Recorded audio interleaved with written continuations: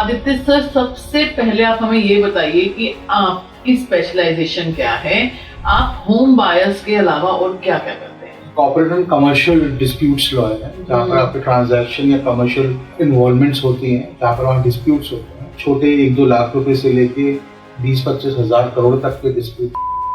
हमेशा एक वर्ड्स कहा जाता है कि जितना काले कोर्ट से दूर रहो, कोर्ट कचहरी से दूर रहो, उतना ही बढ़िया है। लेकिन आप एज ए वकील खुद काला कोट पहनते हैं, आपकी क्या राय है? आपको क्या लगता है कि ये जो स्टेटमेंट है कितनी जस्टिफाई है? On the social phenomena of a country, वो ये है कि हमारी कंट्री में थोड़ा प्रॉब्लम ये है कि मॉरली थोड़े से हम लोग ज्यादा करप्ट हैं as compare to other places. तो जब हम ये कहते हैं तो हम इसलिए इस प्रेटेक्स्ट पे कहते हैं कि क्यों कोर्ट जाने से डर है, उनको ये नहीं लगे कि कोई भी जस्टिस के लिए जा रहा है, आपने इतने लोगों को बायस को इंसाफ दिलाया, इतनी ज्यादा प्रॉब्लम्स लोगों के सामने आती हैं, लेकिन आपने कभी खुद ने ये महसूस किया है कि जब आप कोर्ट में खड़े होते हैं, वहाँ पे कोर्ट रूम है, सब कुछ है, लेकिन जस्टिस नहीं हो पाता? कहते हैं justice delayed is justice denied, but unfortunately आज के समय में आपने भी बात की कि हमारे पास जजेस कम है, उसकी क्या वजह रहती है हमारे यहाँ पे कि जजेस क्यों इतने कम है? आपकी इतने सालों के करियर में आपको कभी खुद को ये हुआ कि सिस्टम को बदलने की जरूरत है?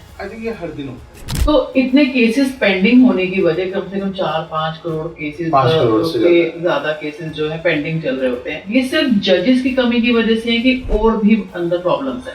हम जब जजेस की और जुडिशरी रिफॉर्मेशन बात करते हैं, कई बार हमारी कंट्री में प्रॉब्लम ये है कि रिफॉर्मेशन मेट्रो लेवल से थोड़ा सा डिकोड कीजिए कि रेरा क्या है? रेरा के 2 फंक्शन, एक सब्सटेंशियल लॉ है जो कि लॉ है बिटवीन बिल्डर एंड बायर, और एक उसका है कुछ ना कुछ नया दिखते रहते हैं सोशल मीडिया पे। अभी जो यूजीसी चल रहा है, ये सब कुछ क्या है? सुप्रीम कोर्ट ने भी इस पे अपने आगे बढ़कर आई है, क्या है यूजीसी?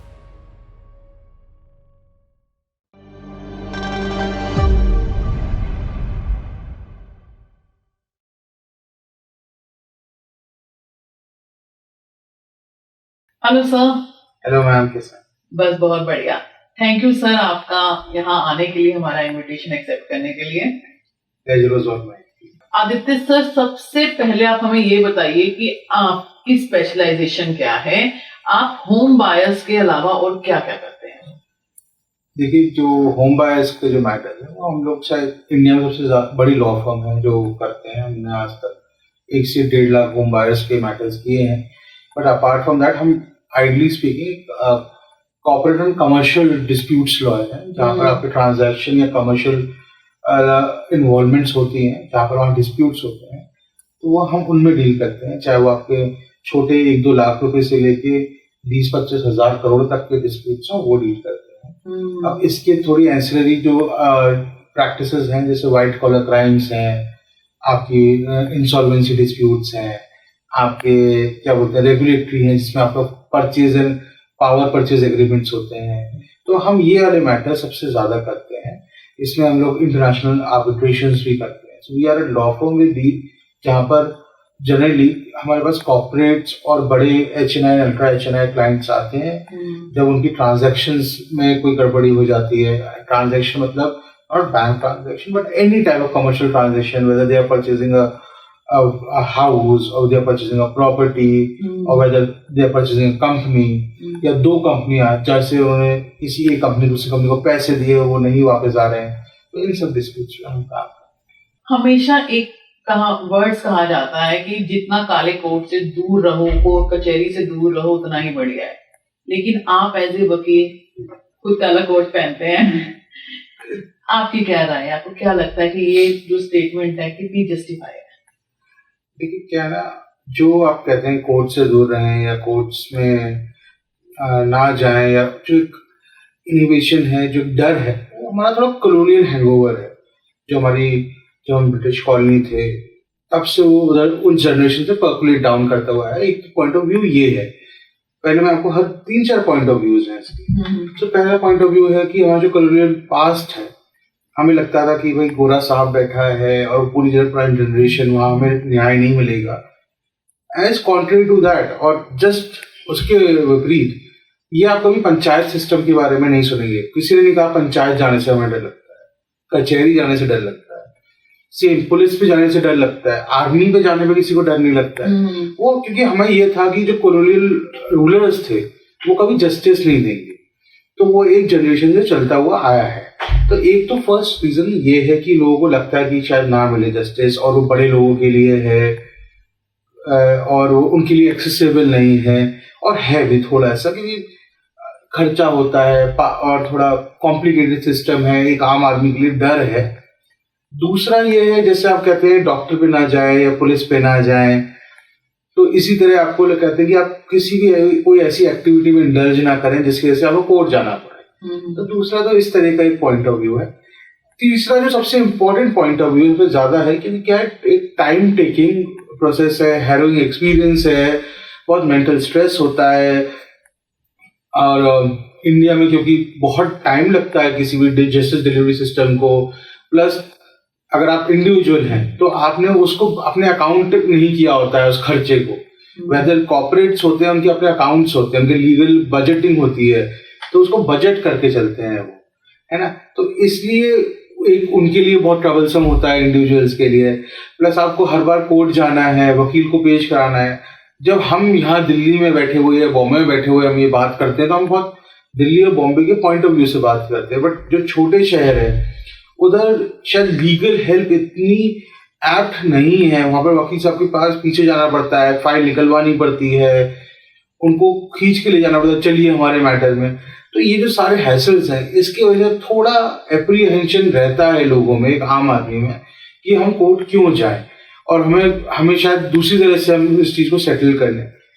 बट मेरा ये मानना है, अगर आपके राइट्स इन्फ्रिंज हुए हैं और आपके अधिकार का हनन हुआ है तो आपको कोर्ट जाना ही पड़ेगा, और आपको कोर्ट जाना चाहिए। आपको कोर्ट जाने से डरना नहीं चाहिए। ये इंस्टीट्यूशंस और ये बॉडीज आपकी हेल्प के लिए बनी गई है। अब वो हमें कॉलोनियल माइंडसेट छोड़ना पड़ेगा कि शायद बड़ा बाबू बैठा है, हमें उल्टा डांट दे। तो जब तक आप उस क्या बोलते हैं इंस्टीट्यूशन से इतना डरेंगे तो आप उसकी अकाउंटेबिलिटी नहीं सेटल कर पाएंगे। तो आप अगर पुलिस से डरेंगे तो पुलिस की अकाउंटेबिलिटी कैसे सेटल करेगी कि वो पुलिस वाला सही कर रहा है या गलत, कोर्ट आपकी कंट्री में सही कर रही है या गलत। वो जब तक आप उससे डरते रहेंगे तो कैसे करेंगे। वो आपकी सेवा के लिए बनी है। यू आर द सुप्रीम, जो हमारा कॉन्स्टिट्यूशन कहता है, we the people of India solemnly affirm. तो वो वी द पीपल यानी कि हम जनता, वो हमारे लिए बनी है, तो इसलिए उसे डरना नहीं चाहिए। ठीक है। और एक जो थोड़ा थियोरेटिकल पॉइंट ऑफ व्यू है और जूरिस्प्रूडेंशियल पॉइंट ऑफ व्यू है on the social phenomena of a country, वो ये है कि हमारी कंट्री में थोड़ा प्रॉब्लम ये है कि मॉरली थोड़े से हम लोग ज्यादा करप्ट है as compare to other places. Okay. तो जब हम ये कहते हैं तो हम इसलिए इस प्रेटेक्स्ट पे कहते हैं कि क्यों कोर्ट जाने से डर रहे हैं। उनको ये नहीं लगे कि हमारी बुक्स खुल जाए, कि हमने क्या किया है, कि हमारी कोई और गलती बाहर ना आ जाए, कहीं हमारे ऊपर गाज ना गिर जाए। तो ये भी एक पॉइंट ऑफ व्यू है। तो ये सारे पॉइंट ऑफ व्यूज जो मिलके एक थ्योरी बनाते हैं कि शायद लोग कोर्ट जाने से इसलिए डरते हैं। तो मेरा ये मानना है, इससे मैंने कहा कि अगर आपके राइट्स इन्फ्रिंज हुए आपको बिल्कुल कोर्ट जाना चाहिए, डरने की कोई जरूरत नहीं है। रादर अगर आपको जस्टिस नहीं मिल रहा है अथॉरिटी से, you should ask for the accountability. आप कितने सालों से जब प्रैक्टिस कर रहे हैं, आप देख रहे हैं कि आजकल जब कोई भी जस्टिस के लिए जा रहा है, आपने इतने लोगों के बायस को इंसाफ दिलाया, इतनी ज्यादा प्रॉब्लम्स लोगों के सामने आती हैं, लेकिन आपने कभी खुद ने ये महसूस किया है कि जब आप कोर्ट में खड़े होते हैं, वहां पे कोर्ट रूम है, सब कुछ है, लेकिन जस्टिस नहीं हो पाता? ये सब जो आप कह रहे हैं, जो फील है, ये तो हमें हर दिन आती ही है, क्योंकि हमारे इतने मैटर्स होते हैं कि 40 to 50 मैटर्स हैं। कहीं ना कहीं हमें लगता है कि आज शायद इस मैटर में वो डिलीवरीज नहीं हुई जस्टिस सिस्टम की जो होनी चाहिए थी। उसका कोई भी रीजन हो सकता है कि शायद जज छुट्टी पे हो, या आज वो मैटर आया ही नहीं क्योंकि इतने सारे मैटर थे कोर्ट के पास। बट इसकी जो रीजन और उसकी रेमेडीज और उसके रीजंस पे हम लोग हर रोज काम करते हैं। हम नहीं, गवर्नमेंट जुडिशियल इंस्टीट्यूशन भी काम करती है। बट सिर्फ ये इसका रीजन नहीं है, इसके बहुत सारे रीजन। इस पर इनफैक्ट आप अगर करेंगे तो पीएचडी की थीसिस लिखी जा सकती है। अब इसमें देखिए, पहला रीजन है कि जस्टिस सिस्टम इतना एक्सेसिबल नहीं है टू अ नॉर्मल पर्सन, क्योंकि वो अच्छे लॉयर्स एक्सपेंसिव है। अच्छा लीगल आपको सर्विसेज देना बहुत एक्सपेंसिव है, कि आपको अच्छा लॉयर मिले, फिर वो आपकी कोर्ट जाए, अटेंड करे हर दिन जब आपकी हियरिंग हो। प्लस हमारी जो डिले सिस्टम है वो बहुत है, इतने जजेस ही नहीं है हमारी कंट्री में जितने होने चाहिए, प्रॉपर इंफ्रास्ट्रक्चर नहीं है हमारे पास। ठीक है।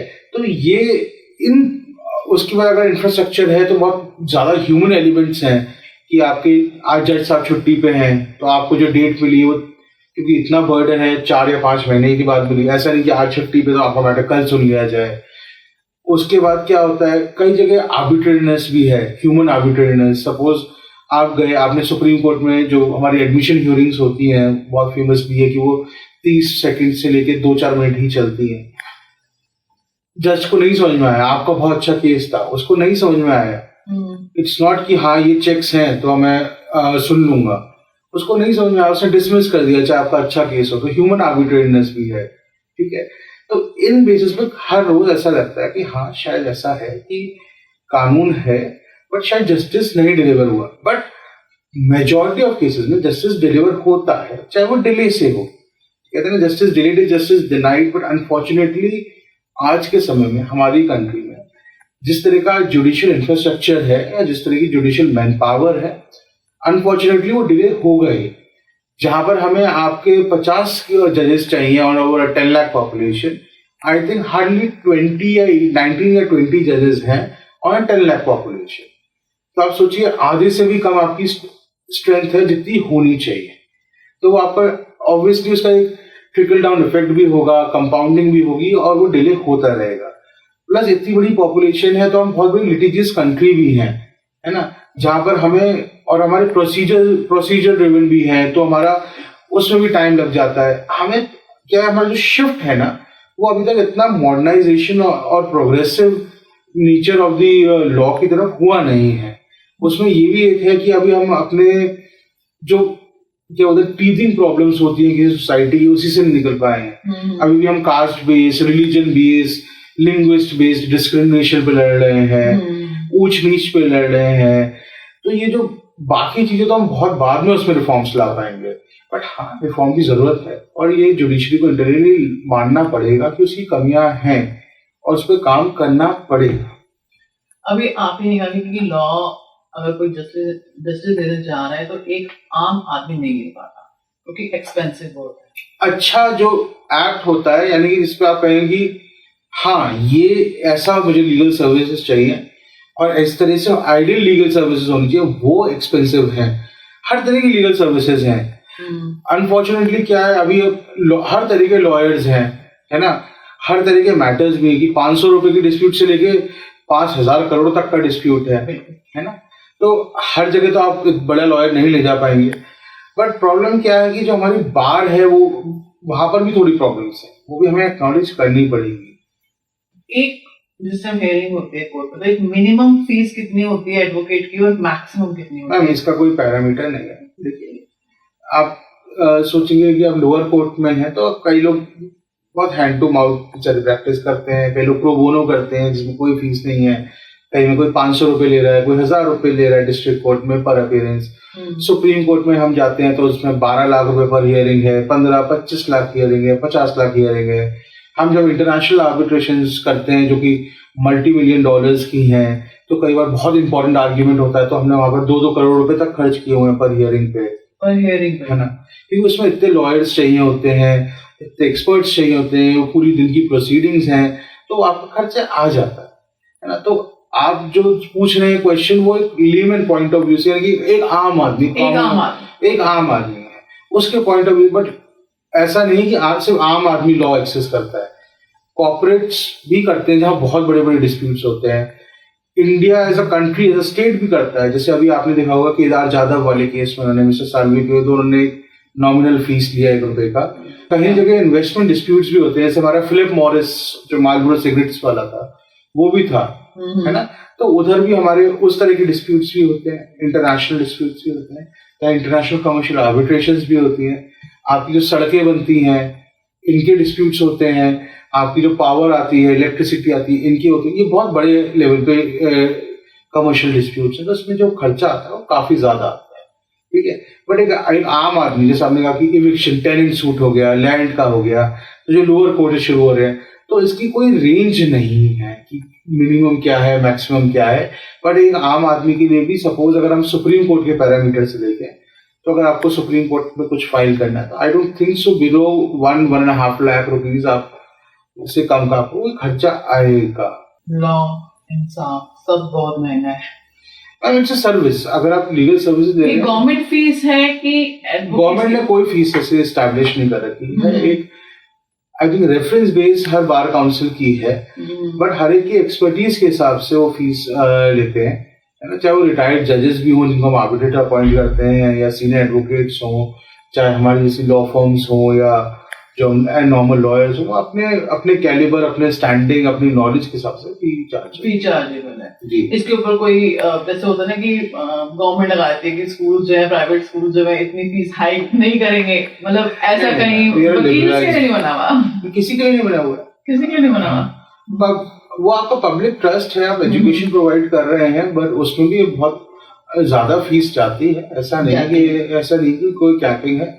और ये मेरी पर्सनल सर्विस है, मेरा फंडामेंटल राइट है, जैसे एक डॉक्टर का एक फंडामेंटल राइट है ना। उस तरह की सर्विस का कैप नहीं लगा सकते। You will be then infringing my fundamental right.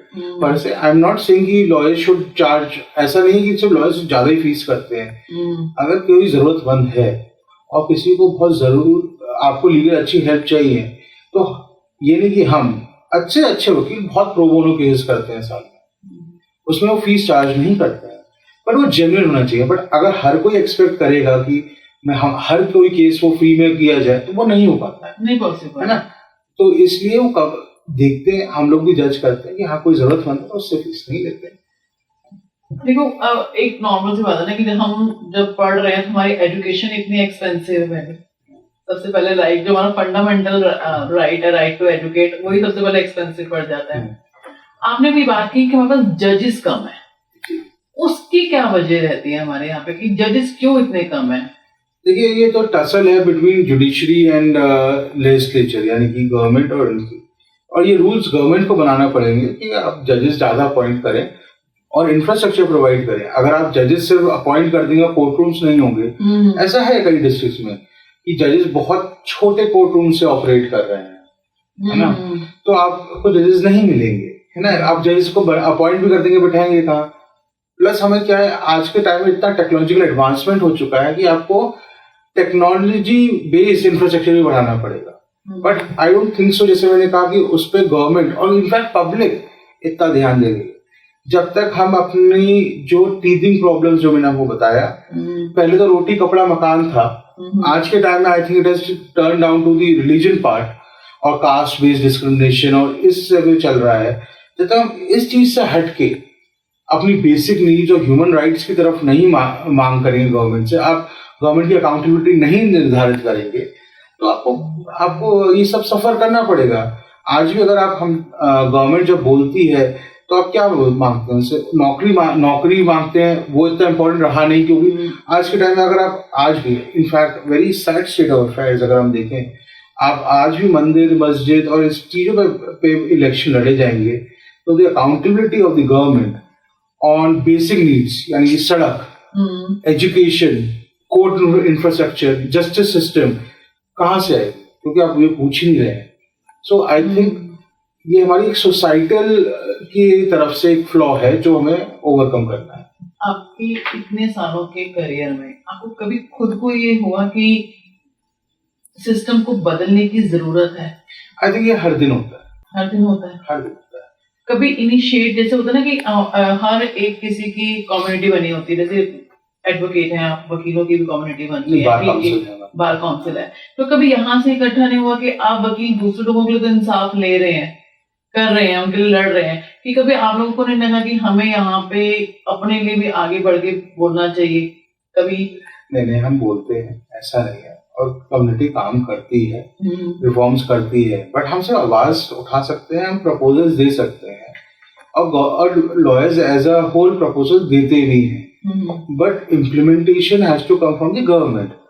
देखिए, बहुत बड़ा फेमस थिंग था कि किल ऑल द लॉयर्स। वो इसलिए था कि लॉयर्स को क्या है, वो हाफ पढ़ते हैं तो उसको मजाक की तरह ले लेते हैं, बट वो पूरा जो फ्रेज है ना, वो इसलिए क्योंकि लॉयर्स को अपने राइट्स पता है, आपके राइट्स पता है, सारे नॉर्म्स पता है, सारी सोशल, पॉलिटिकल, फाइनेंशियल, इकोनॉमिकल हर मुद्दे पे उनको नॉलेज है। इसलिए कहा जाता है कि अगर टू किल देम ऑल, ताकि वो कोई आवाज ना उठा पाए। इनफैक्ट अगर आप देखेंगे कई बड़ी बड़ी कंट्रीज से जो फाउंडिंग फादर्स हैं वो हमेशा लॉयर्स ही रहे हैं, चाहे वो आप इंडिया ले लीजिए, चाहे यूनाइटेड स्टेट्स ले लीजिए, या कई भी कंट्रीज में ले लीजिए, वो सारे लॉयर, क्योंकि उनको अपने राइट्स पता है और वो आवाज हमेशा से उठाते हुए ही आए हैं। आज भी जब आपकी कोर्ट में जब PIL जाती है या कुछ आपके कोई फंडामेंटल राइट्स इन्फ्रिंज होते हैं, चाहे जैसे UGC वाला मुद्दा उठा या कोई in fact normal Ayodhya temple issues भी उठे, तो आपको लॉयर्स पे ही फॉल बैक करना पड़ता है।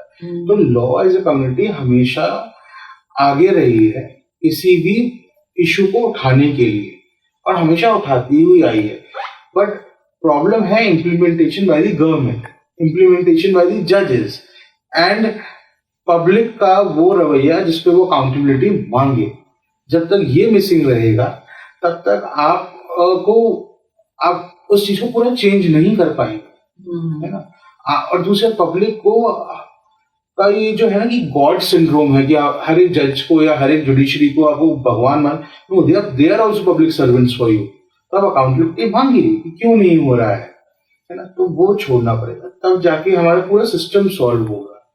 इसको बहुत टाइम लगेगा, इतनी जल्दी नहीं होगा। नहीं मैम, हो सकता है जल्दी, बट हम जब तक हम अपनी बेसिक जो हम अपने उसको आइडेंटिफाई तो करें, आज उसको आइडेंटिफाई ही नहीं कर पा रहे हैं। प्रॉब्लम ये है, हम our society unfortunately digressed from the main objectives of a good society. हमें समझ में ही नहीं आ रहा है सही क्या है और गलत क्या है, उसके बीच में जो डिफरेंशिएटर है वो बिल्कुल हमने ब्लर कर दिया है और हर चीज का हमारे पास जस्टिफिकेशन आ गया है। तो और प्लस जो मीडिया का रोल है या और जो बॉडीज का रोल है वो भी थोड़ा अब डाइल्यूट हो गया है, तो इसलिए ये बहुत प्रॉब्लम्स आती है। आपने कहा कि जजेस की कमी हो रही है यहाँ पे हमारे पास, तो इतने केसेस पेंडिंग होने की वजह, कम से कम 4-5 करोड़ केसेस, 5 करोड़ से ज्यादा केसेस जो है पेंडिंग चल रहे होते हैं, ये सिर्फ जजेस की कमी की वजह से है कि और भी अंदर प्रॉब्लम्स है? मैम देखिए बहुत सारी प्रॉब्लम्स हैं। जजेस की कमी तो एक बहुत बड़ी प्रॉब्लम है। उसका आप जैसे मैंने आपको समझाया कि इंफ्रास्ट्रक्चर नहीं है, टेक्नोलॉजिकल एडवांसमेंट उस लेवल पे नहीं हुए हैं, वो होते हैं तो टेक्नोलॉजिकल लेवल पे वो ट्रेनिंग नहीं हो पाती है। हम जब जजेस की और जुडिशरी की रिफॉर्मेशन बात करते हैं, कई बार हमारी कंट्री में प्रॉब्लम ये है कि रिफॉर्मेशन मेट्रो लेवल से नीचे नहीं जा पाते हैं। हम कहते हैं दिल्ली में आप देखिए कितने अच्छे कोर्ट हैं, बॉम्बे में, बेंगलोर में, चेन्नई में, बट आप छोटे शहर में जाके देखिए वहाँ क्या प्रॉब्लम्स है, वहाँ क्या इंफ्रास्ट्रक्चर है, क्या उस जज जो आपने अपॉइंट किया उसके पंखा भी प्रॉपर चलता हुआ दिख रहा है आपको, है ना, क्या उसका मैन पावर है। आप गए हैं? हाँ मैं गया हुआ, it is quite a harrowing experience. आप जाएंगे तो आपको हम क्यों आए हैं यहाँ पर, अब आई डोंट वांट टू से इट, इट्स क्वाइट बैड। मतलब आप सोचिए। अब दूसरी बात यह है कि जजेस की सैलरी इतनी अच्छी नहीं ले रहे हैं जुडिशरी में, which is a very big problem, है ना। आप उनकी सैलरी कब रिवाइज होती है, यानी आप नौकरी करते हैं प्राइवेट नौकरी, तो आपकी सैलरी हर 1 साल बाद इंक्रीमेंट हो रहा है, ये जुडिशरी में होता है। क्यों एक यंग आदमी अपना पूरा लाइफ खत्म कर दे सिर्फ एक गाड़ी और मकान के लिए कि सरकारी गवर्नमेंट जॉब है, क्यों खराब करे। अच्छे लॉयर्स नहीं अपॉइंट, जो हाईकोर्ट अपॉइंटमेंट होती है अच्छे लॉयर्स नहीं लेते हैं, क्यों लेंगे। आप 2 से 2.5 लाख रुपए महीने की सैलरी क्यों लेंगे। How will you sustain your children in a city like Delhi. अगर हाई कोर्ट की एडवोकेट्स की बात करें तो पर हियरिंग, जैसे आपने कहा कि यहाँ पे पर हियरिंग पर डे 2.5 लाख, हाँ इससे ज्यादा ही होगी, इससे ज्यादा ही होगी, और आप उसको मंथली पे मंथली पे कर दे रहे हैं विदाउट, और उसमें आप कह रहे हैं आपका देखिए गाड़ी पब्लिक सर्विस। देखिए आप हर बार ये पब्लिक और कंट्री का एक पब्लिक सर्विस कह के दूसरे को ये नहीं कह सकते कि आप अपने लाइफस्टाइल या आप अपने सारी कुर्बानी दे दीजिए, ऐसा तो है नहीं। वो करप्शन को प्रमोट करते हैं, क्योंकि इसका आप इंसान को सस्टेन करने के लिए पैसा चाहिए ना। आप सोचिए दिल्ली में 2.5 लाख रुपए इनकम पे very big, how will he sustain. And वो आप इंक्रीज नहीं कर रहे हैं, या तो आप इसको इंक्रीज कर रहे हैं हर साल आप कह रहे परमानेंटली, आप जब तक सुप्रीम कोर्ट पहुंचेंगे तब आपकी सैलरी यही रहेगी। अटॉर्नी जनरल की शायद आई वाज रीडिंग समवेयर का रिटेनर आज के टाइम में जो गवर्नमेंट ऑफ इंडिया देती है शायद 1.4 लाख रुपीस पर मंथ देती है। आई रिमेम्बर अटॉर्नी जनरल जो भी अपॉइंट होते हैं वो कम से कम 8 या 9 लाख रुपए पर हियरिंग लेते हैं। फिर उनको तो अब बोला कि गवर्नमेंट चिल्लर दे रही है। हाँ बिल्कुल दे रही है। फिर आप यहाँ पब्लिक सर्विस करिए, आपको हम एक नाम दे रहे हैं कि आप अटॉर्नी जनरल हैं, चलिए वो तो लोग ले भी लेते हैं, बट जजशिप जिसमें इतना काम है, और एक जज के लिए बहुत काम होता है। आपको 60 फाइलें पढ़नी है दिन की, कैसे पढ़ेंगे? आपको सपोर्ट स्टाफ देना है उसको, वो आप क्या, how is it humanly possible?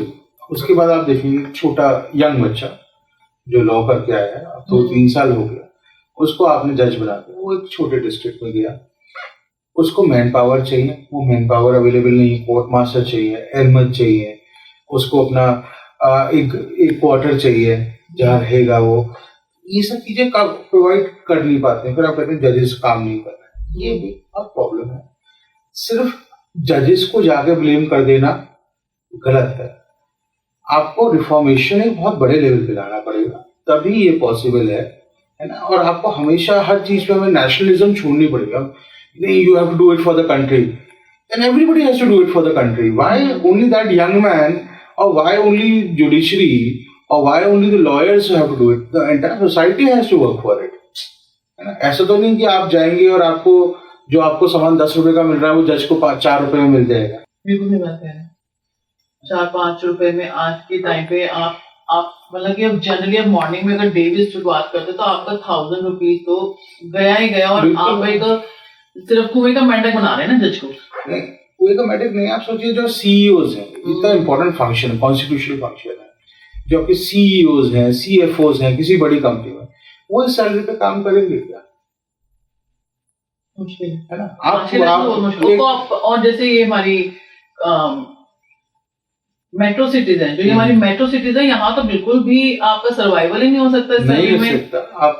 आप इस सैलरी में आप चाह रहे हैं कि पूरी कंट्री का जुडिशियल सिस्टम रन करें and become a very important part, है ना। क्योंकि एक हाई कोर्ट में कितने जजेस होंगे? सबसे ज्यादा यूपी है, 160 का स्ट्रेंथ है शायद, 81 जजेस ये थे थोड़े दिन तक, अब शायद थोड़े बढ़ गए हैं, है ना।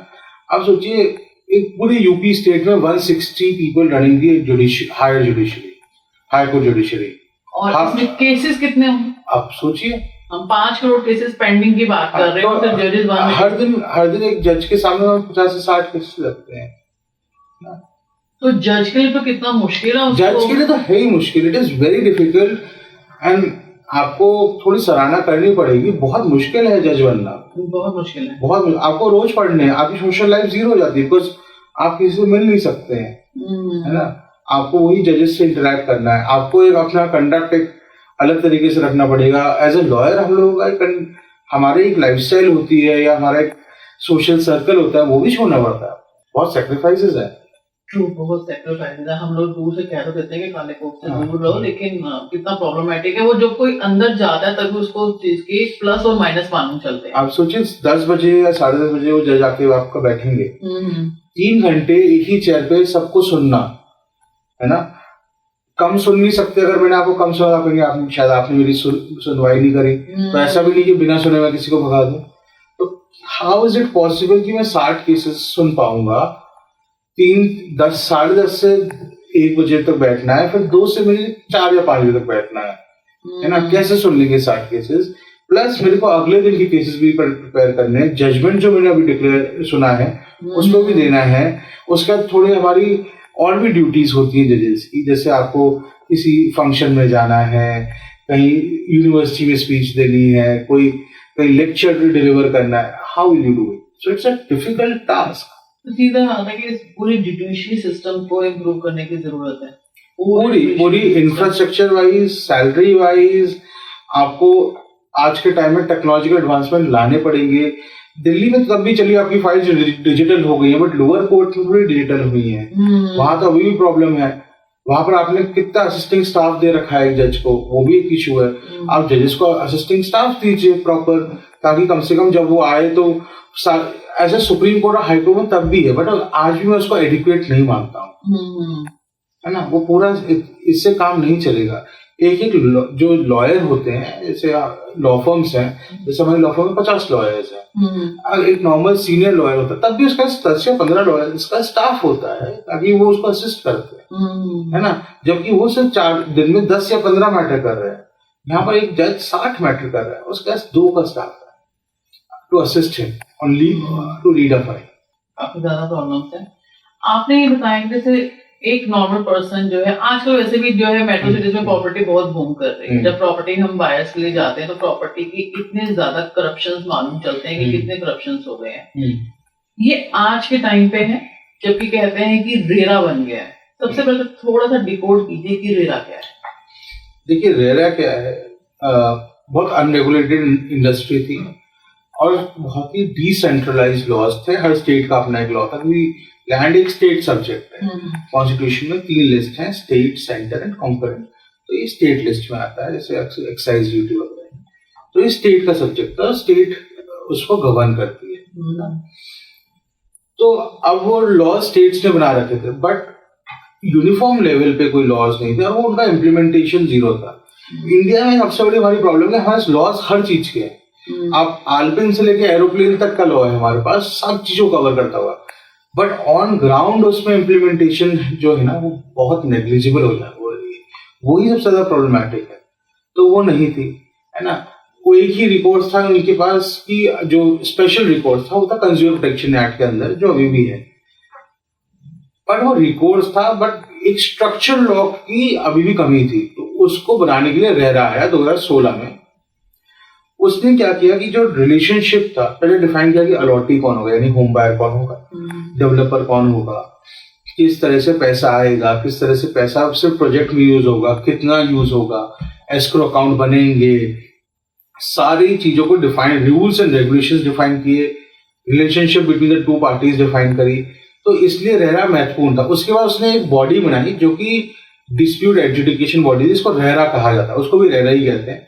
तो रेरा के 2 फंक्शन, एक सब्सटेंशियल लॉ है जो कि लॉ है बिटवीन बिल्डर एंड बायर, है ना, और एक उसका है पोर्शन जहां एडजुडिकेशन पोर्शन आता है, यानी कि बॉडी जो एडजुडिकेट करेगी ये सारे इश्यूज जो भी आपके होंगे कि किस तरह से डिस्प्यूट सॉल्व होंगे। तो वो भी बनाया कि रेरा होगा, रेरा अपीलेट ट्राइब्यूनल होगा, फिर हाई कोर्ट होगा, फिर सुप्रीम कोर्ट होगा। तो एक स्पेशल बॉडी बनाई ताकि ये सारे डिस्प्यूट जल्दी सॉल्व हो सके और इसमें कॉस्ट कम लगे। ये कॉस्ट कम कैसे लगे, क्या है, अगर आप 2 तरह से अगर सिविल डिस्प्यूट करेंगे तो अगर आप में आर्बिट्रेशन है, आपकी क्लॉज है, तो आपको आर्बिट्रेशन करनी पड़ेगी या आपको सिविल कोर्ट जाना पड़ेगा। आप दोनों जगह जाएंगे तो आपकी कोर्ट फीस बहुत इनॉर्मस है। यानी कि अगर आप, मेरे ख्याल से अगर आप 10 करोड़ रुपए का, आपका 1 करोड़ रुपए का सपोज डिस्प्यूट है, तो आपकी 3 से 4% की तो कोर्ट फीस आ जाएगी, है ना। तो वो आप 3-4 लाख रुपए वहां खर्च करें पहले कोर्ट फीस दें, तब आपकी कोर्ट सुनवाई करेगा। तो इन सब चीजों को रोकने के लिए स्पेशल बॉडीज बनी, जैसे रेरा, कंज्यूमर प्रोटेक्शन एक्ट, और रेरा ने बहुत महत्वपूर्ण रोल एज अ लॉ और निभाया है ये चीज को रेगुलेट करने। तो अनरेगुलेटेड सेक्टर से real estate has move to a regulated sector. अब अगर आपको कोई भी प्रोजेक्ट लॉन्च करना है तो रेरा में रजिस्टर कराना पड़ेगा, रेरा नंबर लेना पड़ेगा, डॉक्यूमेंट्स फाइल करने पड़ेंगे। हाँ, मैं ये मानता हूँ कि उसकी इम्प्लीमेंटेशन में अभी भी 100% अचीव नहीं की है। आई think it has achieved only 30 to 40% of its implementation. उसमें स्टेट गवर्नमेंट की कमी है, पब्लिक की अवेयरनेस की कमी है। जैसे मैंने कहा, हमारे यहाँ करप्शन बहुत नॉर्मल हो चुका है।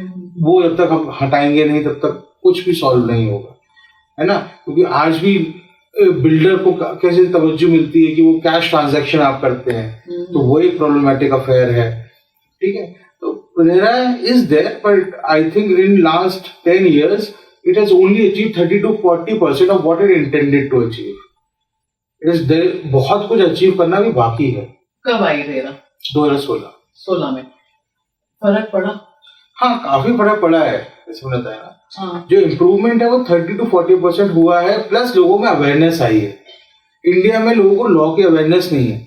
आपने देखा लोगों में अवेयरनेस आई है। अगर आज की बात में बात करूँ ना, कि जैसे मैं एक आम पब्लिक में बैठी हूँ और अगर मुझे कोई प्रोजेक्ट लेने जाना है तो मुझे भी अवेयरनेस नहीं होगी। तो मेरे से बहुत से लोग होंगे जिनको नहीं मालूम होगा। इट इज, मैं आपकी बात मान रहा हूँ, बट देखिए ये कमी तो लोगों की भी है ना। उनका भी ड्यूटी है कि वो एजुकेट हों किसी भी law. Ignorance of law can not be pleaded in court. आप ये नहीं कह सकते कि मेरे को पता ही नहीं था ये लॉ आया है ना। Ignorance of law can not be pleaded. Okay, पहली बात तो ये। दूसरी बात ये है कि लोग वो जितनी जानकारी थी पहले उसके मुकाबले आज काफी ज्यादा जानकारी है। तो लोग आते हैं और कहते हैं सर रेरा में ये रूल है, रेरा में ऐसा होना चाहिए था, वो नहीं हुआ। तो जानकारी एक अलग लेवल में बढ़ी है, बट मैंने जैसे कहा 30 to 40% है, बढ़ी है। बहुत कम है ना फिर भी, तभी अब गवर्नमेंट जितना कर सकती है उतना उन्होंने किया। We can not blame the government every time, है ना। जितना उन्होंने किया, अब लोगों में इतनी अवेयरनेस ना होना, या आज तो आप चैट जीपीटी पे सब कुछ चेक करें, तो बहुत एआई टूल आ रहे हैं, है ना, बहुत ज्यादा एआई टूल्स आ चुके हैं। तो आप ये भी सर्च, जब एआई नहीं था गूगल पे सर्च कर लेते हैं आप, है ना। लेकिन लोग चाहते नहीं, बिकॉज क्या है, ग्रीड है कि आज 10 रुपए का मिल रहा है, क्या पता कल 20 रुपए का हो जाए, या ये 10 लाख की प्रॉपर्टी 20 लाख की हो जाए, 20 की 40 की हो जाए। तो उनमें भी एक हेस्ट है, हरी है ना। और वो हरी हमेशा आपको बाद में वरी को कॉज करती है, ऐसे कहा जाता है। तो दैट इज द प्रॉब्लम। लोग ग्रीडी हो जाते हैं, तो अपने सब कुछ भूल जाते हैं कि हाँ, उनको लगता है आज छूट जाएगा तो कल ये नहीं मिलेगा। Where situation is not like that. आपने मैक्सिमम कितने अमाउंट का डिस्प्यूट सॉर्ट आउट करवाया होगा? आई थिंक मैक्सिमम डिस्प्यूट, देखिए वो तो बहुत बड़े किए हैं, बट पर यूनिट बेस पे करें तो I think there was a unit which was worth around 35 crores, one flat which उसमें हमारे पास 3 या 4 क्लाइंट्स थे जिनके रिस्पेक्टिव फ्लैट्स थे, 35 40 करोड़ के। So he got that sorted, but on a large scale level if we talk about it, तो हमारा एक ग्रुप था जो कि अराउंड 800-900 बायर्स का था। तो we got their money back, और इसका डिस्प्यूट हमारे जब सेटल हुआ तो that dispute came around 650-700 crores। उनको जो पेनल्टी मिलनी थी क्यूमुलेटिवली तो हर एक को मिली।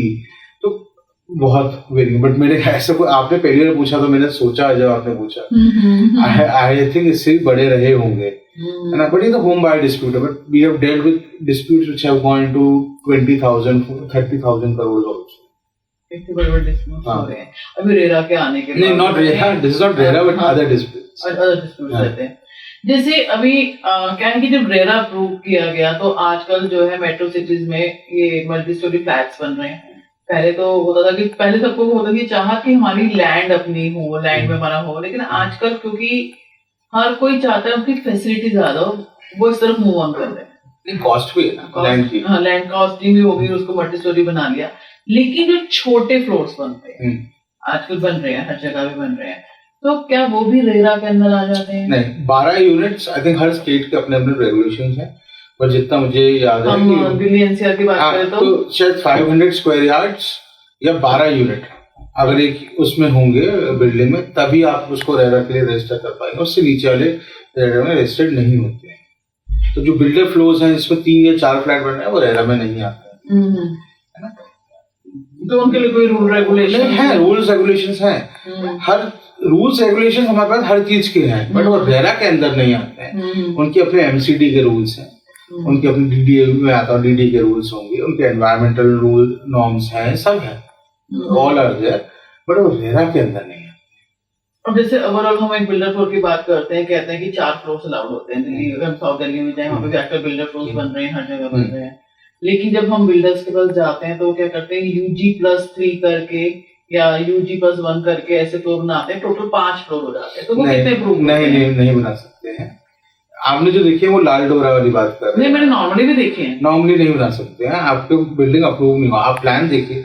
सी मैं आपको मैंने वेस्ट दिल्ली में कई सारे देखे बिल्डर्स के पास में, वो लाल डोरा में नहीं, वो नॉर्मल लैंड, वो इलीगल कंस्ट्रक्शन है। तो इलीगल कंस्ट्रक्शन में जिस टाइम भी कोई लिटिगेशन लगता है तो वो सिर्फ जो सा फ्लोर नहीं, वो पूरे का ही आएगा, वो पूरी, मैं आपको समझाता हूँ, डिमोलिश होगी, पूरी बिल्डिंग डिमोलिश होगी। फिर आप कैसे बीच वाला फ्लोर कैसे तोड़ेंगे?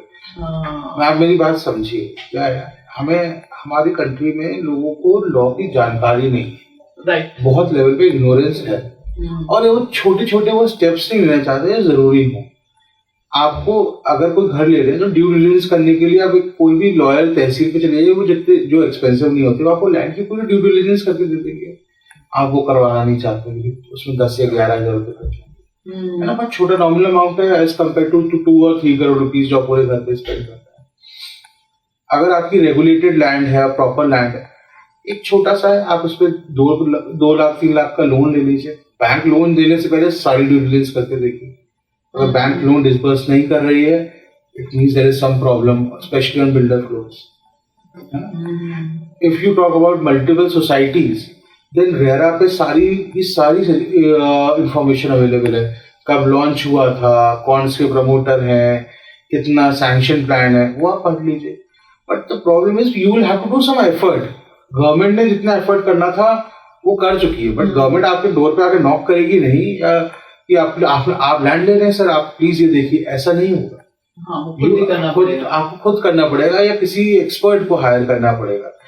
वहां पर जो हम ये नहीं कर पाते हैं और जो नहीं करते, ये छोटा जो हम एक्सपेंडिचर बचाते हैं, ये एक प्रॉब्लमैटिक है. वो कह रहे हैं you may have the cancer but you could, possibility थी अगर आप ना हेल्थ चेकअप करवाते रहते हो 2-3 हजार का, वो नहीं करवाते लोग. हाँ, नहीं करवाते है ना. तो ऐसे ही जो लैंड के टाइम में आपका ये ड्यू डिलिजेंस हेल्थ चेकअप की तरह है. आप चेक कर लीजिए, आपको पूरा लैंड का रिकॉर्ड दिख जाएगा पूरे 51 इयर्स का, जब से लैंड आई है, किसके थ्रू गई, क्या क्या चेन थी. जहां आपको प्रॉब्लम दिखे आप ट्रांजेक्शन मत एंटर करिए.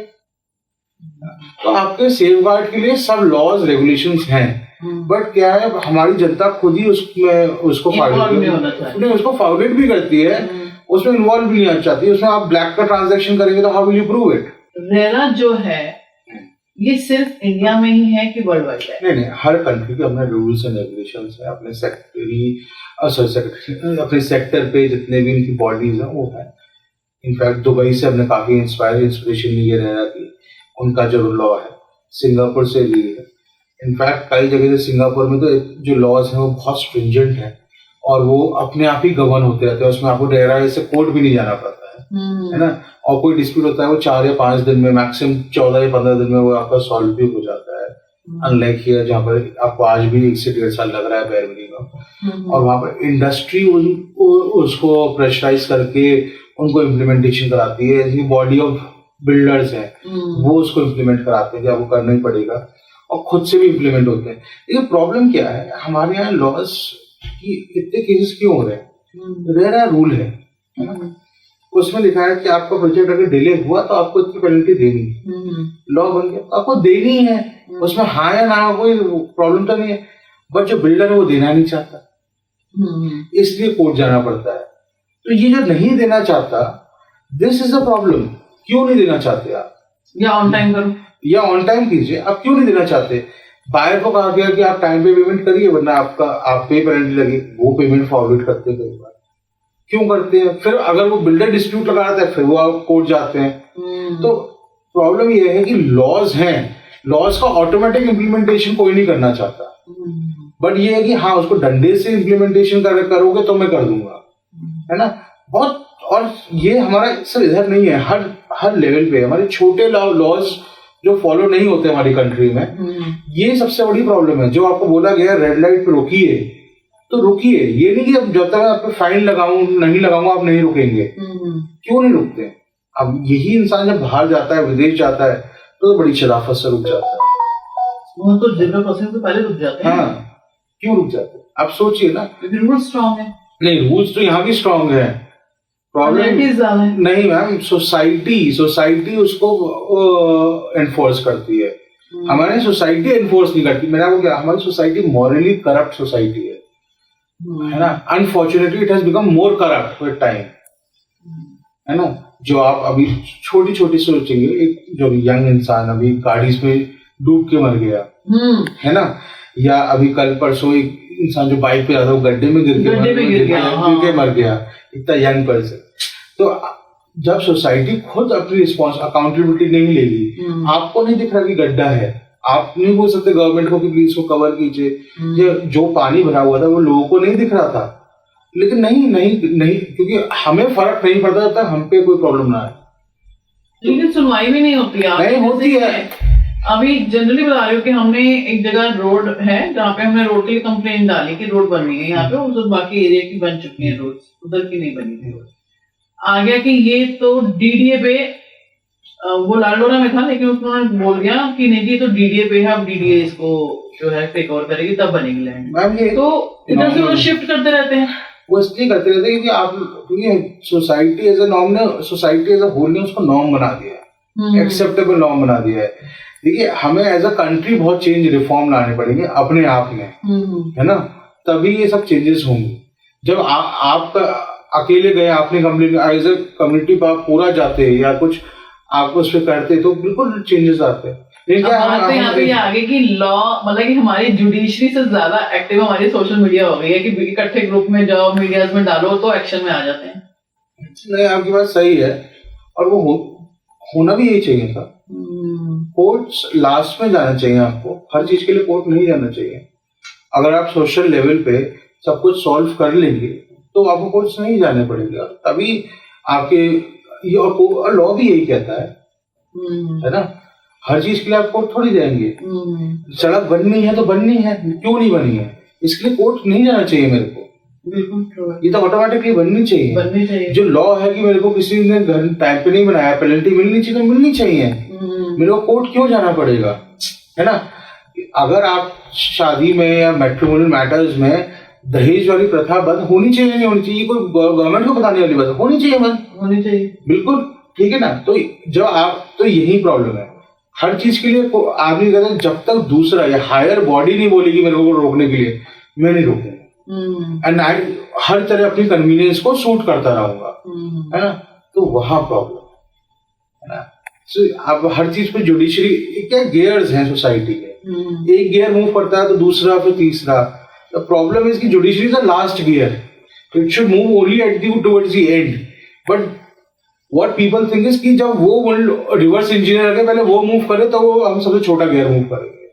That is the problem. जैसे अभी हमने बात की बाहर की कंट्रीज की, लगता है कि दुबई से आपने बहुत सारे कॉर्पोरेट प्रॉपर्टी में डील वगैरह करवाया, तो जब हम कोई इंडियन या कोई भी सिटीजनशिप पर्सन एक जगह पे इन्वेस्टमेंट कर रहा है और वहां पर उसके साथ कुछ फ्रॉड सा हो गया या उसको प्रॉपर्टी ऑन टाइम नहीं मिली, तो वो कहाँ का दरवाजा खटखटाएगा, इंडियन लॉ का, या क्योंकि वो इंडियन है और लेकिन वो इन्वेस्टमेंट कर रहा है दूसरी कंट्री में। पब्लिक इंटरनेशनल लॉ है और प्राइवेट इंटरनेशनल लॉज होते हैं। ये प्राइवेट इंटरनेशनल लॉ के अंडर वही जहाँ की जुरिस्डिक्शन है वही किया, वही आप फाइल कीजिए, you will get a relief. उसमें सिटीजनशिप का कोई प्रॉब्लम नहीं आता। नहीं, आपको अगर आपके खिलाफ क्राइम हुआ है तो वहाँ हुआ तो वहाँ कीजिए, और आपका कोई सिविल रॉन्ग है वहाँ आपका फाइल डेट हुआ है तो वहीं पर फाइल कीजिए, आपको रिलीफ मिलेगा, है ना। पीछे में एक सोशल मीडिया पे न्यूज देख रही थी कि जैसे आजकल दुबई प्रॉपर्टी को बहुत ज्यादा बूम किया जा रहा है, तो वहां पे फिर मैंने एक न्यूज नहीं इंस्टाग्राम पे रील्स वगैरह देखी, जिसमें ये लिखा आ रहा था कि जिन इंडियंस ने दुबई में प्रॉपर्टी ली है उनके ऊपर ईडी जो है वो कर रही है, इंस्पेक्शंस चल रही हैं, सब कुछ चल रहा है, उसका क्या रीजन जाता है, मतलब गवर्नमेंट की टास्क में आ जाते हैं, क्या होता है? नहीं, ऐसा कुछ नहीं होता है। देखिए क्या है, एक तो हमारे यहाँ कंट्री में इंस्टाग्राम और व्हाट्सएप नॉलेज पता नहीं कितनी सारी है ना, जो कि अनरिलायबल है ना, और वो एक फियर साइकोसिस बना देती है। अभी 3-4 दिन से चल रहा था कि ये 800 लड़कियां किडनैप हो गई हैं, ये बहुत चल रहा है, and towards the end Delhi police had to come out and clarify that it was a paid promotion for a movie, है ना, क्योंकि वो मूवी का पेड प्रमोशन था। तो हमारे इंस्टाग्राम पे कुछ भी चलता है। नहीं, मैंने अभी मॉर्निंग में भी सुना, किसी ने मुझे बोला कि हमारे एरिया से किसी एक फैक्ट्री के अंदर 2 पर्सन जो हैं यंग, मैम दिल्ली पुलिस ने कल भी इसको क्लैरिफाई किया है, it's a paid promotion for a movie called movie which is coming, और शायद रिलीज हो गई है, उसका पेड प्रमोशन है। पहले बॉम्बे पुलिस ने भी इस पर क्लैरिफिकेशन अब दे दिया है, और इतना ज्यादा है कि एज ए जब हमने आज यहाँ पे हमारी टीम के एक पर्सन थे, उसने मुझे बोला कि मुझे आज मेरी मदर इन लॉ नहीं आने दे रहे थे क्योंकि उनको डर था कि आज क्योंकि दिल्ली से औरतें और बच्चे गुम हो रहे हैं।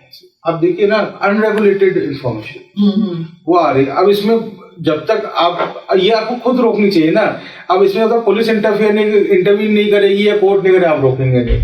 तो सोसाइटी में आपकी कोई रिस्पॉन्सिबिलिटी है या सब पुलिस और जज के पास ही रिस्पॉन्सिबिलिटी है? तो हमारे रूल्स इसके ऊपर भी बनना चाहिए, जैसे जो अनऑथेंटिकेशन सब रूल, फिर उस पर एक्शन क्यों होता है, जैसे कि चल रही है, होता है।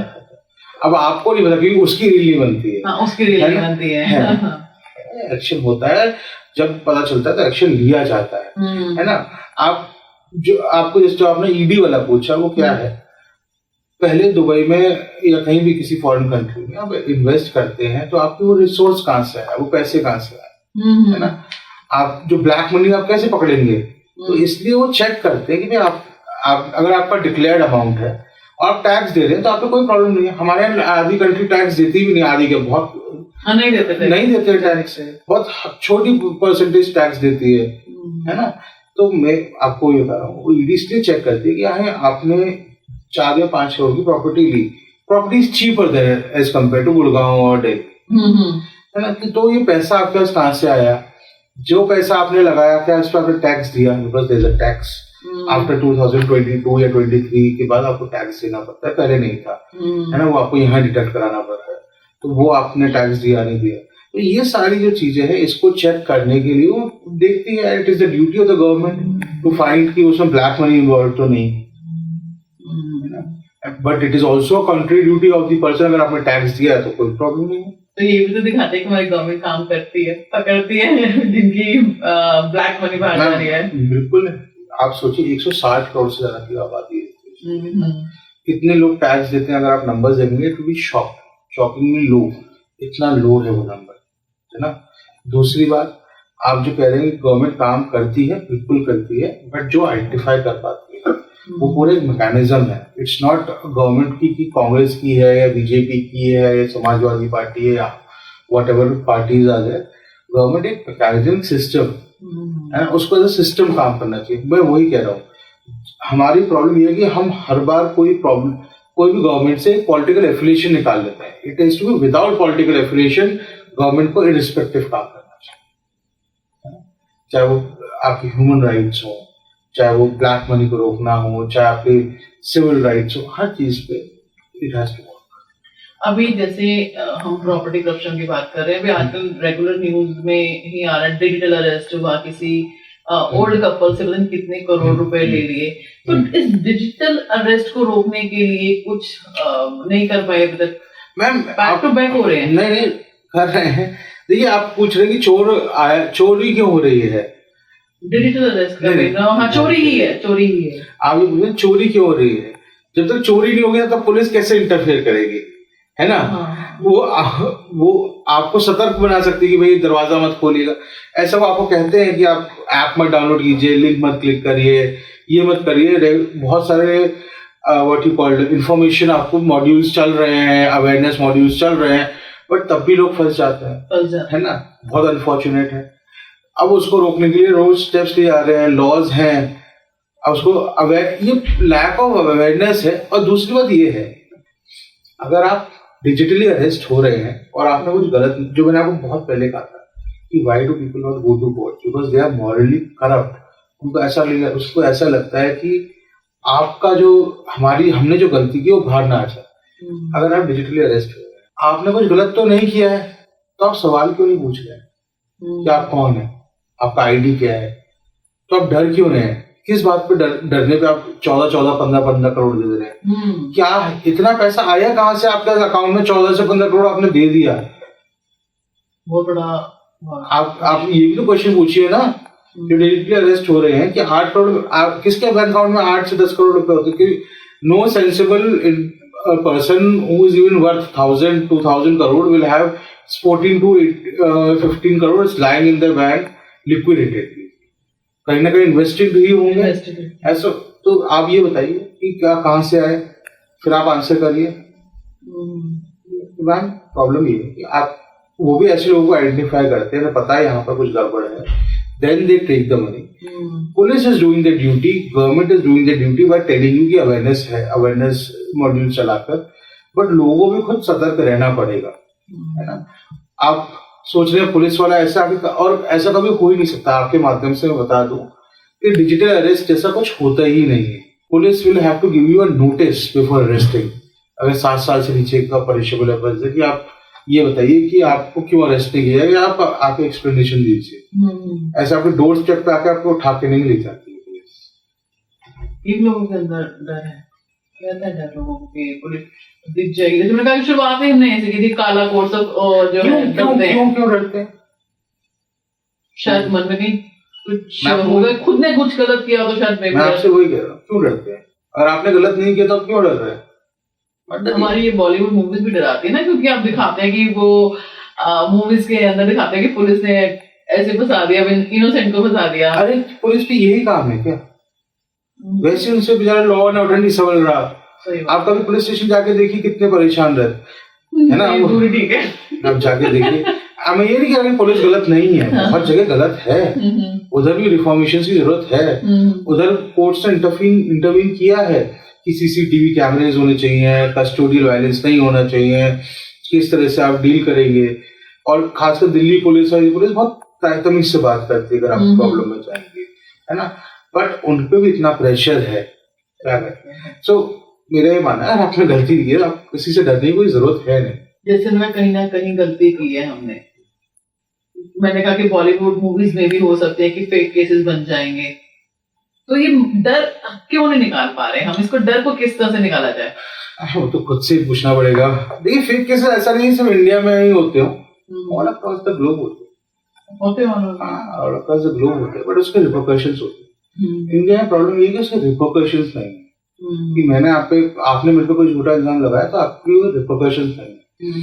अभी जैसे बहुत फेमस केस थोड़े साल पहले हुआ था, एक बेचारे सरदार जी उसको रेड लाइट पे थे, उसको एक लड़की ने लगा दिया झूठा इल्जाम, पर वो झूठा था, बट उसके रिपरकशन सिर्फ सरदार जी को कर लेने पड़े, उस महिला पे कोई कार्रवाई नहीं हुई। तो हमें उसके रिपरकशन लाने पड़ेंगे, वो है भी, बट वो हम फॉलो नहीं करते हैं उनको, एज अ कंट्री उसको इम्प्लीमेंट नहीं करते हैं, एज अ जुडिशरी भी उसको, वहां पर जुडिशरी की भी गलती है, इम्प्लीमेंट नहीं करते हैं। तो जब तक आप किसी पे फॉल्स केसेस पे आप पीनल चार्जेस नहीं लगाएंगे, पेनल्टी नहीं लगाएंगे, प्यूनिटिव डैमेजेस नहीं लगाएंगे, तब तक ये चलता रहेगा और हर जगह चलता है। But we have to control it, है ना? और झूठे हमारे एक बर्डन ऑफ जो कोर्ट पे, वो झूठे केसेस का भी है। गाँव में अगर आप किसी को पूछेंगे, गाँव में तो बहुत होते हैं लैंड के ऊपर। आपने फेस किया कोई झूठे केसेस? नहीं, बहुत होते हैं, तो एवरीडे बेसिस। पॉस्को में आधे केसेस झूठे आते हैं हमारे पास। जो चाइल्ड सेक्सुअल ऑफेंसेस का एक्ट है, उसमें जैसे दो लड़के लड़की हैं, वो अभी 18 से नीचे हैं, वो प्यार करते हैं, वो शादी तो लड़की की फैमिली वाले उस पर पॉस्को लगा देते हैं, है ना? तो वो झूठा केस ही तो है। जो एक रिलेशनशिप है, चाहे वो एडल्ट्स हो, आपकी शादी नहीं हुई, आपका ब्रेकअप हो गया तो रेप चार्जेस लगा दिया, तो वो मुझे झूठा केस ही है। बट इसकी प्रॉब्लम ये है, इसके रिपरकशंस नहीं है। जब तक आप उस पर प्यूनिटिव डैमेजेस, पीनल चार्जेस नहीं लगाएंगे, जिसने झूठा केस किया है, तब तक ये चलता रहेगा, because you playing with somebody else's life, है ना?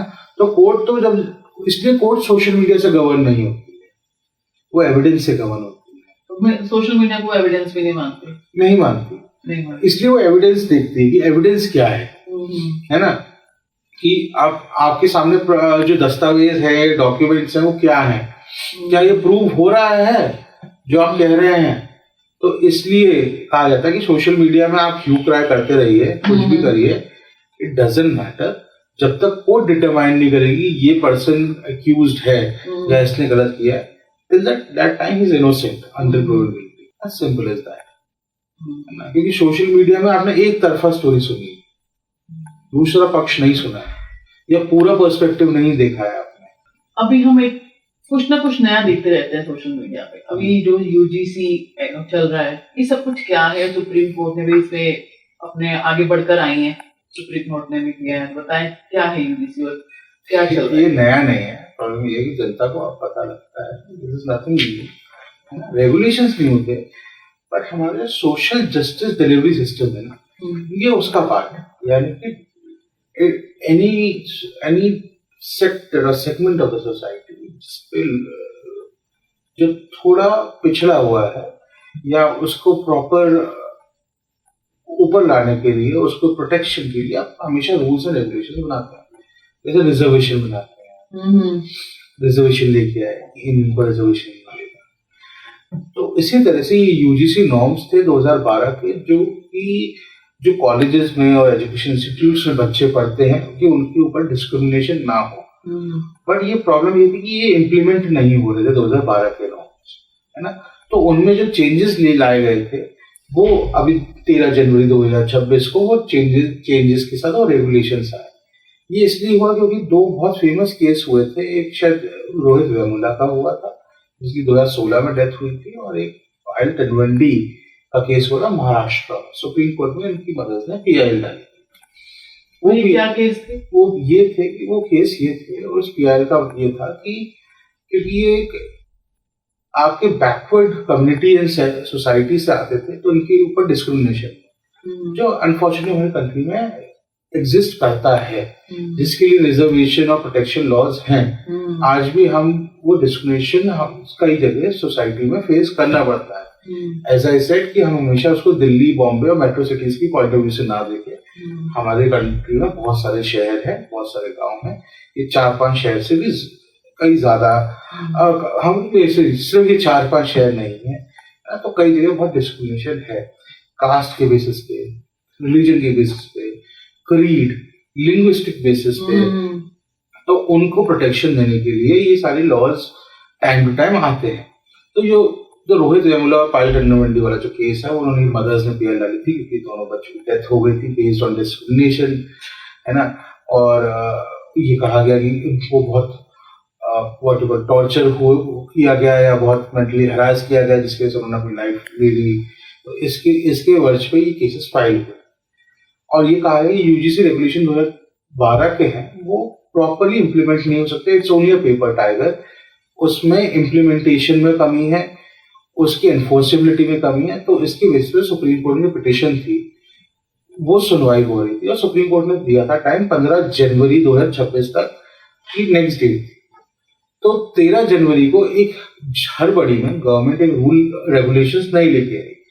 वो रेगुलेशन एज अ होल बहुत परफेक्ट रेगुलेशंस थे, बट बहुत हेस्टली लाए गए थे। तो जब का कोई रेगुलेशन हेस्टली लेके आते हैं तो उसमें कोई ना कोई कमी छोड़ देते हैं। उनके डेफिनेशन क्लॉजेस में कहीं ना कुछ कमी थी, जिसके बेसिस पे ऐसा लगता था कि जो जनरल कैटेगरी है उसको, उस पे आपका क्या बोलते हैं, उसको डिस्क्रिमिनेट किया जाएगा just to protect the other SC, ST and OBC and other backward classes community, which was wrong, है ना। यानी आप ये नहीं कर सकते कि आप just to safeguard one segment you try to discriminate the other segment. आपको अगर वीकर सेक्शन ऑफ सोसाइटी को प्रोटेक्ट करना है, उसके लिए you can not discriminate on the larger non weaker section of the society, यानी कि आप मेजॉरिटी जो आपकी पॉपुलेशन है उसको आप डिस्क्रिमिनेट करने लगे। तो इस बेसिस पे शायद वो डिस्क्रिमिनेशन, वो डेफिनेशन क्लॉजेस में जो था वो अच्छी तरह रिफ्लेक्ट नहीं कर पा रहा था व्हाट दे वांटेड टू से। तो इसके लिए उन यूजीसी रेगुलेशंस पे स्टे लगा है एंड सुप्रीम कोर्ट ने टाइम दिया गवर्नमेंट को आंसर करने के लिए। बट हाँ, एक बात ये भी है कि लोगों ने शायद ये रेगुलेशंस पूरी तरह पढ़े नहीं थे और उस पर कई सारे रूमर्स भी हुए। हमारी कंट्री में ये कहते हैं हाँ ये गलत, ये लोग गलत है, डिस्क्रिमिनेट करे, कोई पढ़ नहीं रहा है उन लॉज को। अगर आप उन लॉज को पढ़ेंगे तो आपको समझ में आएगा कि ये हर सेगमेंट की सोसाइटी की प्रोटेक्शन ही कर रहे थे। उसमें ये नहीं था कि एक पर्टिकुलर किसी को टारगेट किया जा रहा है, किसी को गिल्टी अज्यूम किया जा रहा है। दूसरा प्रॉब्लम ये था कि अगर फॉल्स कंप्लेंट आपने फाइल की तो उसके शायद आप पे पीनल प्रोविजंस को हटा दिया गया था जो कि पहले अवेलेबल थे। तो वो तो है ही प्रॉब्लमेटिक, क्योंकि अगर आप ऐसा कि SC, ST वाले जो एक्ट है उसमें बहुत लार्ज नंबर्स में फॉल्स कंप्लेंट्स आती है, ये डिनाई नहीं किया जा सकता। तो जो फॉल्स कंप्लेंट कर रहा है उस पे पीनल प्रोविजंस वो नहीं थे, तो इसलिए भी स्टे किए गए। तो अब अनफॉर्चुनेटली प्रॉब्लम ये है कि even so many years of हमारी इंडिपेंडेंस के हम आज भी इन सब्जेक्ट्स पे बात कर रहे हैं, है ना, क्योंकि डिस्क्रिमिनेशन है, वो एग्जिस्ट करती है, आप उसको डिनाई नहीं करें, है ना। आप ये आज हम लोग डिस्क्रिमिनेशन नए वेज ढूंढते रहते हैं। आप रिलीजन बेस्ड डिस्क्रिमिनेशन तब भी था, आज भी है, कास्ट बेस्ड था तब भी था, आज भी है, लिंग्विस्टिक बेस्ड तब भी था, आज भी है, कलर बेस्ड था तब भी था, आज भी है। आप ब्लैक एंड व्हाइट का डिस्क्रिमिनेशन काफी हद तक US और अदर कंट्रीज में कम हुआ है, बट अनफॉर्चुनेटली हमारे यहाँ किसी भी टाइप का डिस्क्रिमिनेशन कम नहीं हो पाया है, बल्कि वो बढ़ता ही जा रहा है ना। तो ये सोशल जस्टिस रिफॉर्म्स के अंडर आते हैं। तो इसमें क्या है, आपके बेस्ड तो इनको प्रोटेक्शन के लिए rules and regulations time to time आते हैं। हाँ, इस बार वो थोड़ा शायद जल्दी हेस्ट में लेके आया तो उसमें काफी कमियां रह गई थी, इसलिए स्टे हुआ है। बट अगर आप उसको देखिए 80% it was a good act, 20% it was lacking. तो वो 20% था जो लैक कर रहा था वो बहुत ज्यादा प्रॉब्लमेटिक था, इसलिए उसको स्टे किया गया। आई थिंक थोड़े रिफॉर्म्स के बाद वो दोबारा आएगा। अभी सोशल मीडिया पे क्या चल रहा है कि हर कोई अपने प्रमोशन कर रहा है, एजुकेशन सिस्टम भी कर रहे हैं। अब स्टूडेंट्स कैसे आइडेंटिफाई करें, जैसे यूजीसी वगैरह सब चीजें चल रही है, कि कौन सा ऑथेंटिकेटेड और कौन सा फेक है? मैम इसके बहुत नॉर्मल प्रोसेस है, ये यार टेक्निकल इशू है नहीं। प्रॉब्लम ये कि हमारी अवेयरनेस नहीं है ना। हम इस पॉडकास्ट के माध्यम से हम एक अवेयरनेस के माध्यम से ही चलते हैं कि आइडेंटिफाई करना है। एक जनरली हमने देखी रील देखी, कोई सोशल मीडिया रील से पहले तो हमारी जनता को रील से हटना पड़ेगा। Why are we becoming a reel based society? वो 30 सेकंड में आप क्या सीख पाएंगे? आप अगर आपको कोई सेल कर रहा है, क्यों कर रहा है? आपको शायद पता ना हो, और आपका कई जगह डार्क पैटर्न्स पे लॉ है हमारे कंट्रीज में, मिसगाइडिंग एडवर्टाइजमेंट पे लॉ है, हर तरह पे लॉ है ना। और जब वो आइडेंटिफाई होता है तो उसको गवर्नमेंट और रेगुलेटर्स रोकते भी हैं, पर वो इतने सारे हैं कि उनको बहुत डिफिकल्ट हो जाता है ना। दूसरी, अगर आप जो आपका क्वेश्चन था कि यूजीसी के अगर आप कॉलेज जा रहे हैं या कहीं जा रहे हैं तो आप कैसे पता करेंगे यूजीसी एक्रेडिटेड कॉलेजेस है, right? That is your question.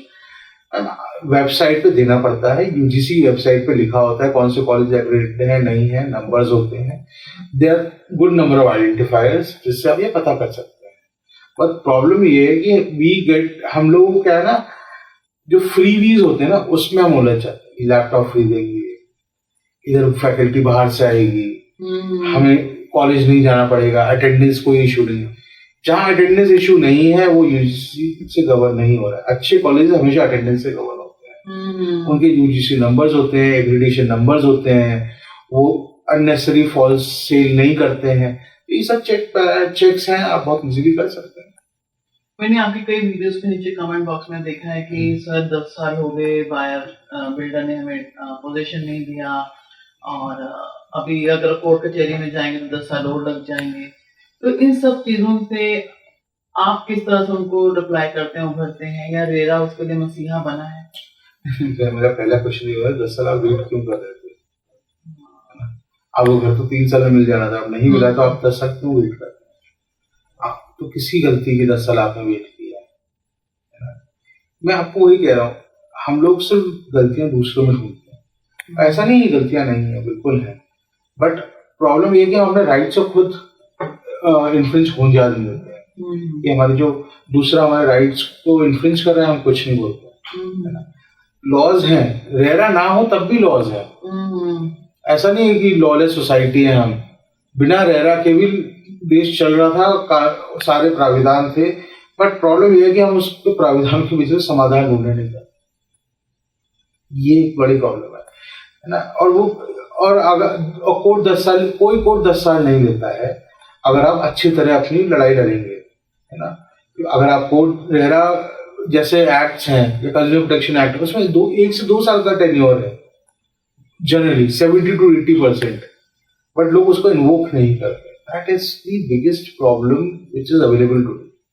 और एट द पीक, जब हम बहुत कोई सोसाइटी या कुछ खराब हो रहा होता है या बिल्कुल ही क्रैश होने वाला होता है कोई कंपनी, तब भी 5 से 6% लोग अपने राइट्स इन्वोक करते हैं। 90 to 95% people don't even turn up. बिल्कुल ही जब खत्म हो जाता है, then they get up from the deep slumber कि हाँ इसमें तो हमने पैसा इन्वेस्ट किया था, क्या करें। I have never seen any builder threatening anybody, है ना। I have not seen the court not giving justice to anybody, but जो कोर्ट नहीं आएगा उसको घर तो नहीं जाएगा जस्टिस देने। बस यही प्रॉब्लम। आदित्य सर, इतने सालों की प्रैक्टिस के बाद अगर आपको इंडियन पेनल कोड के अंदर कोई एक लॉ बदलने की जरूरत पड़ेगी तो वो कौन सा लॉ होगा जिससे आप कहेंगे तो रद्दी की टोकरी में डालो? नहीं, रद्दी की टोकरी में तो कोई लॉ नहीं डालना चाहिए, ऐसा नहीं कह सकता मैं, बट रिफॉर्मेशन की जरूरत है। आज के टाइम में आपके आर्टिफिशियल इंटेलिजेंस आ चुके हैं।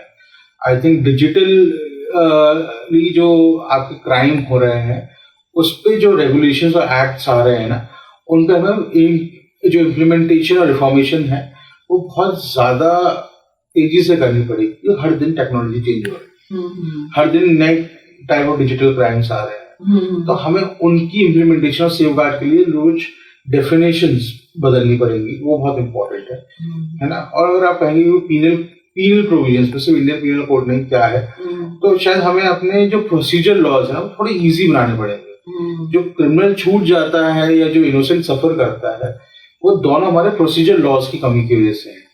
चाहे हमने अभी उनको चेंज किया है to BNSS and BNS, but still हमने उसका मॉडर्नाइजेशन और प्रोग्रेसिवनेस नहीं किया है। हमने बस रीनेमिंग कर दी एक तरह से। दीज हमारे लॉज बहुत मॉडर्न होने चाहिए, बहुत प्रोग्रेसिव होने चाहिए, उसको सिविल राइट्स और ह्यूमन राइट्स को मद्देनजर रखने होने चाहिए, but not on paper, on actual implementation also. वहां पर हमारी सबसे ज्यादा कमी है। तो I think if you give me that opportunity, मैं उसके ये प्रोसीजर लॉज पे रिफॉर्मेशन करना चाहूंगा, और दूसरा जो डिजिटल क्राइम्स हो रहे हैं उस पे नए लॉज और पूरे रोबस्ट लॉज लाना चाहिए।